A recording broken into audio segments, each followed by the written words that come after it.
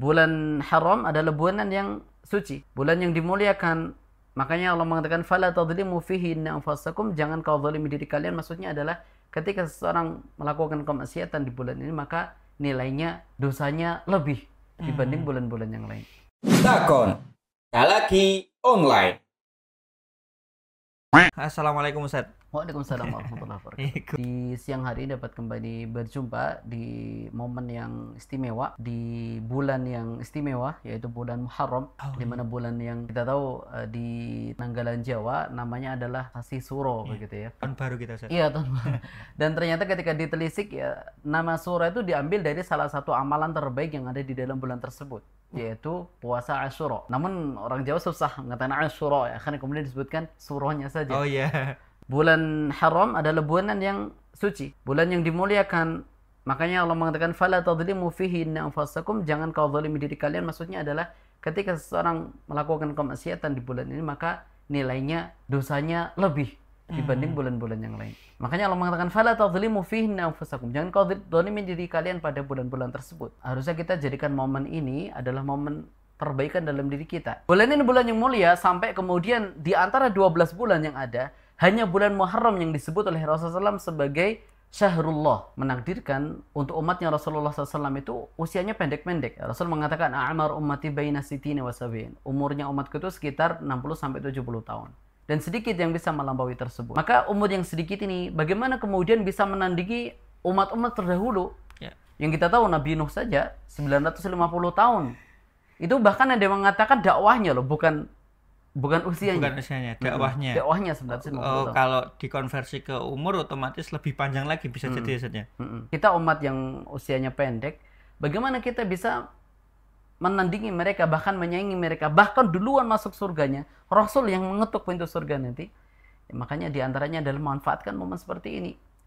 Kita tahu dalam agama kita ada beberapa waktu-waktu yang memang dimuliakan oleh Allah Subhanahu wa taala, dengan beribadah di dalamnya nilainya lebih. Di bulan Ramadan secara umum, kemudian ada Lailatul Qadar. Kemudian secara pahala dilipat gandakan. Di bulan seperti ini juga, momen seperti ini juga pahala dilipat gandakan. Dosa dihapus. Kan kita ini mau masuk surga itu dua yang menentukan. Kalau pengen cepat pahalanya semakin banyak, ada satu yang memperlambat dosa. Nah, semuanya dua ini Allah Subhanahu wa taala berikan fasilitas untuk menambah volume pahala kita. Ada waktu-waktu yang mulia yang kemudian ketika beramal di situ kita pahalanya dilipat gandakan. Fasilitas yang kedua, Allah mengurangi pahala kita, menghapus dosa kita dengan cara berpuasa atau dengan amalan-amalan tertentu yang disyariatkan di waktu-waktu tertentu. Nah, itu sedikit saja ya. Kita akan masih melanjutkan tentang mat lazim kalimi mutsaqal dan mat lazim kalimi mukhaffaf. Tiga. Yaitu mat lazim kalimi mutsaqal, mat lazim kalimi mukhaffaf, dan satu lagi namanya mat farqi. Mat lazim dan mat farqi. Mat lazimnya ada dua. Mat lazim mukhaffaf sama mutsaqal, tapi yang dikalimi karena nanti ada harfi. Saya udah di sini langsung ngeblok ini. Wakil. Mastin juga tadi malam insya Allah paham Ustaz. Oke, sambil kita murajaah Mastin. Nah, kita masuk ke pembahasan yang pertama ya, yaitu mat lazim kalimi mutsaqal. Apakah bahasa Arabnya? Huwa an ya'tiya ba'da harfil maddi, yaitu adanya sukun asli, ya sukunun asliyun, yaitu adanya sukun asli yang bertasydid musyaddadun. Sukun asli yang bertasydid yang terletak setelah huruf mat. Sukun asli bertasydid. Sukun asli itu maksudnya berarti hurufnya itu memang ketiban sukun dari sononya gitu, Ustaz. Memang sukun. Bukan gitu, karena waqaf. Bukan karena waqaf. Kan waktu itu kita ada sukun asli, ada sukun arid ya. Iya. Nah, ini sukun asli, memang sukun asli sukun. Bertasydid. Ada tasdidnya. Ada tasdid. Dia berada setelah huruf mat. Setelah, di belakangnya huruf mat. Jadi ada huruf mat, kemudian sukun asli bertasydid, kemudian syarat yang ketiga dia berada di dalam sebuah kata. Makanya disebut dengan kalimatin, disebut dengan kilmi. Kalau pakai bahasa saya, mat lazim kalimi mutsaqal adalah huruf mat yang bertemu dengan tasydid dalam sebuah kata. Contoh dalam surat Al-Fatihah ada kata waladdallin. Berarti di situ ada do panjang, do kemudian alif kan panjang kan, do. Kemudian setelahnya ada lam tasydid kan, dhalin. Nah, itu kan di tasdid Al-Fatihah. Begitulah mad lazim mutsaqal kalimi. Jadi ada mad yang bertemu dengan tasdid dalam satu kata. Kenapa sih disebut dengan mad lazim kalimi mutsaqal? Kalimi ini sebenarnya dari kata kalimah yang tadi artinya kata. Lokasinya di sebuah kata, bukan huruf. Nah, kemudian kenapa disebut dengan mutsaqal? Mutsaqal itu artinya berat. Kenapa disebut dengan mutsaqal? Karena li thiqali nutqihi, karena berat pengucapannya. Jadi kenapa disebut mutsaqal? Karena berat pengucapannya. Maksudnya berat ini apa sih? Merujuk kepada tasdid dan gunnah. Mad lazim mutsaqal kalimi temponya adalah 6 harokat. Jadi kita pahami dulu, ini 6. Harus 6 ya? Harus 6. Harus 6. Maka disebut lazim, harus 6. Oh, kalau di yang walab dolin tadi ada kayak ada layarnya itu ya, Set? Iya. Ini fun fact. Jadi layar itu, Mas, itu sebenarnya itu tulisan mad sebenarnya. Layar itu adalah mim disambung dengan dal sebenarnya.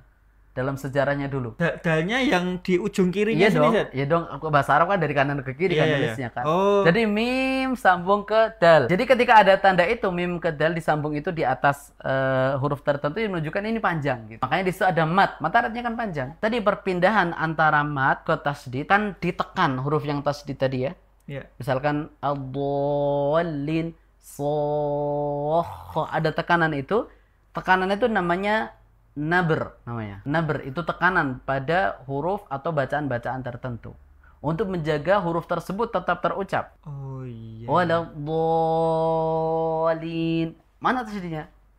Jadi kita baca benar-benar dengan tekanan. Waladhdallin.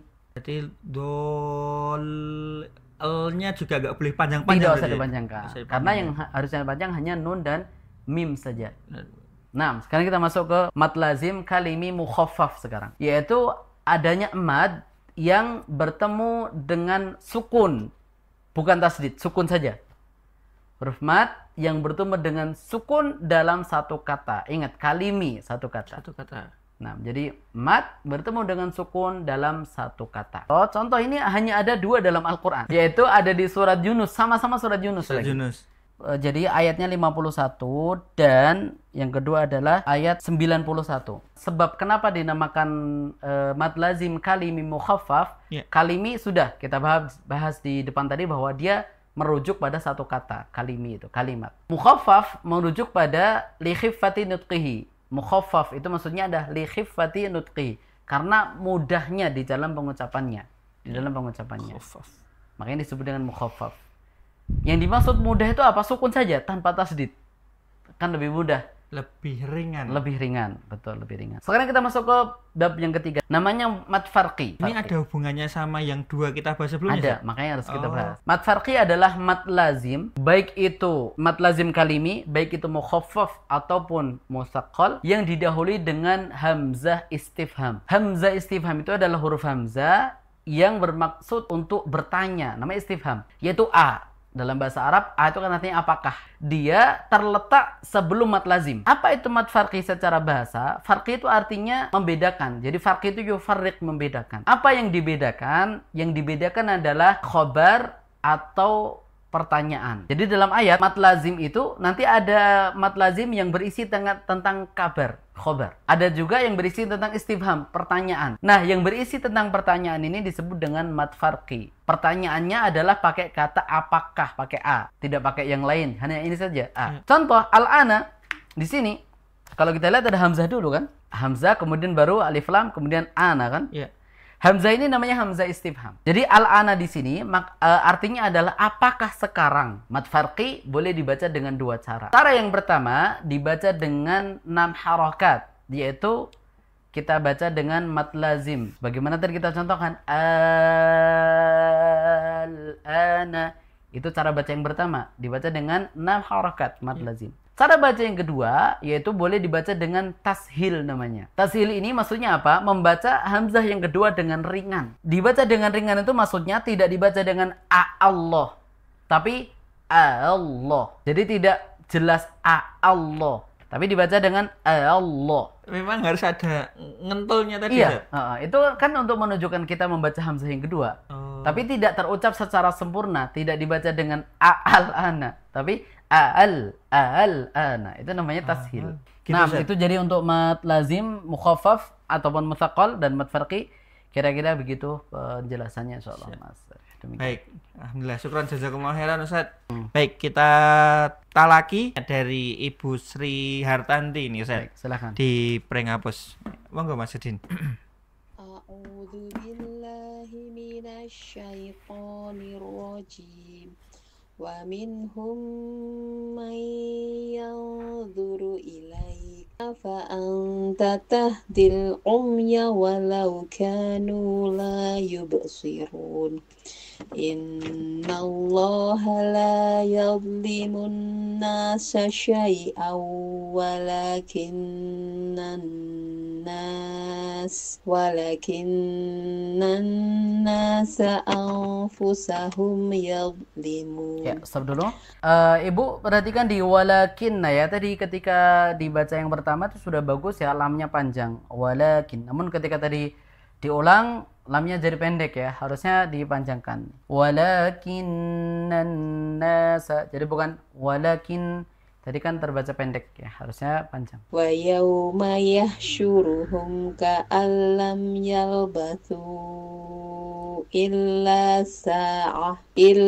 sa'atan minan nahari yata'arafuna bainahum. قد خسر الذين كذبوا بلقاء الله وما كانوا مهتدين وإما نرينك بعض الذي نعدهم أو نتوفينك فإلينا مرجعهم ثم الله شهيد على ما يفعلون. Ya, stop. Ibu Sri Tanti perhatikan di lafaz au natawaffayannaka. Tadi di situ sempat agak kesulitan ya. Ketika kita mendapati satu lafaz yang dirasa sulit ya untuk diucapkan, dibacanya lebih pelan aja secara tempo. Jadi temponya dipelankan. Jadi konsentrasi kita akan semakin kuat ketika dibacanya dengan pelan. Ya, daripada kemudian kita memaksakan untuk baca cepat. Nah, walikulli ummatir rasul fa idza jaa rasuluhum qudiya bainahum bil qisti wa hum la yuzlamun wa yaquluna mata hadzal wa'du in kuntum shadiqin. قل لا أملك لنفسي ضرا ولا نفعا إلا ما شاء الله لكل أمة أجل إذا جاء أجلهم فلا يستأخرون ساعة ولا يستقدمون. قل أرأيتم إن أتاكم عذابه بياتا أو نهارا ماذا يستعجل منه المجرمون أثم إذا ما وقع آمنتم به الآن وقد كنتم bihi tasta'jilun. ya, stop dulu. Ya, ini sekaligus kita bahas ya. Nah, ini kebetulan juga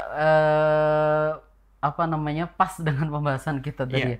Nah, di sini Ibu ya, jadi yang dipanjangkan itu dua-duanya Ibu. Tadi kan Ibu membacanya dengan al-an. Ya, tadi kan dibacakan yang dipanjangkan hamzah yang kedua. Iya. Memang hamzah yang kedua dibaca panjang tapi hanya 2 harokat. Iya. Adapun hamzah yang pertama, inilah yang kita bahas tadi, mad lazim. Mad lazim. Ya, sehingga kita baca dengan al-ana begitu. Ini yang mukhaffaf. Betul, mukhaffaf karena sukun, tidak ada tasydid ya. Nah, jadi dibaca al-an itu dibacanya 6 harokat Ibu ya, bukan al-ana. Kalau yang dibaca al-ana yang pendek itu tadi di surat apa tadi? Fusilat. Bukan ya. Oh. Al-Anfal. Al-Anfal. Yang kan al-ana yang di surat Al-Anfal ini yang pendek. Iya. Adapun di sini di surat Yunus ini yang dibaca panjang 6 harokat. Jadi cara bacanya al-ana wa qad kuntum, begitu. Ya, jadi bukan al-ana, tapi al-ana. Jadi kayak agak tricky nih Ustaz ya. Ya memang harus Waktu silih ya. waktu membaca maksudnya. Ini kok rasa-rasanya memang triggernya kayak yang panjang hamzah keduanya gitu. Iya, karena yang jelas ada seperti kan hamzah yang kedua, kayak kan orang berpikir ketika ketemu lam, ketika sukun ya sudah langsung al. Kayak misalkan kita baca Rabbil Alamin kan ada langsung al, langsung sukun kan. Iya. Kemudian alhamdulillah kan begitu. Nah, di sini meskipun ketemu dengan sukun, tapi kan setelah hamzah itu kan ada alif. Iya. Yang menunjukkan hamzahnya itu panjang kan. Al-ana. Ana yang kedua, A-nya baru 2 harakat. Nah, ketika kita baca yang demikian tadi, al-ana, ini berarti kita memilih cara baca yang pertama, yaitu apa tadi? Mad lazim mukhaffaf kalimi dengan panjangnya 6 harakat. Kita juga boleh memilih dengan cara baca yang kedua, yaitu tashil. Dari awal ayat ya, cara baca begini. Athumma idza ma waqa'a amantum bih al-ana wa qad kuntum bihi tasta'jilun. ثم قيل للذين ظلموا ذوقوا عذاب الخلد هل تجزون إلا بما كنتم تكسبون ويستنبئونك أحقه. Ya, sob. Nah, di sini ahakun ya, ada tanwinnya, bukan ahakkuhu, tapi ahakkunhu. Idhar ini Ustaz. Dan hu kan huwa, ini ketika kita berhenti di situ wawunya kan disukunkan, makanya hunya dibaca dengan 2 harakat. Jadi bukan hu, tapi hu panjang 2 harakat. Jadi kita baca wa yastanbi'unaka ahaqqun hu, bukan hu. Qul i wa rabbi innahu lahaq wa ma antum bimu'jizin. Nah, ya masyaallah Ibu Sri Hartanti ya. Ibu Sri Hartanti. Yang apa namanya telah mengirimkan bacaan, dan untuk koreksinya tadi Ibu ya lebih kita kita garis bawah yang al-ana tadi ya, karena memang kebetulan juga berkaitan dengan pembahasan.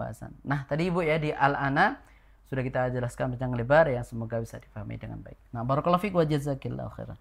Baik, syukran jazakumullah khairan Ustadz dan juga Ibu Sri Hartanti yang ada di Pringapus nih, yang sudah ikut talaki bareng dengan kita. Tahun Hijriah kan memang diambil dari momen hijrahnya Rasulullah. Ya. Makanya ini momen hijrahnya kita. Ya barangkali selama ini ya kita merasa jauh dari Allah Subhanahu wa taala. Mungkin kita masih bergelimang dengan dosa-dosa, dengan kemaksiatan. Ini momentum bulan Hijriah, momentum hijrah kita. Ya. Beralih menjadi pribadi yang mungkin kurang baik menjadi pribadi yang lebih baik lagi. Insyaallah. Ya, manfaatkan momentum ini dan semoga kita diberi keistiqomah dari Allah Subhanahu wa taala. Amin amin. Takon Talaki Online.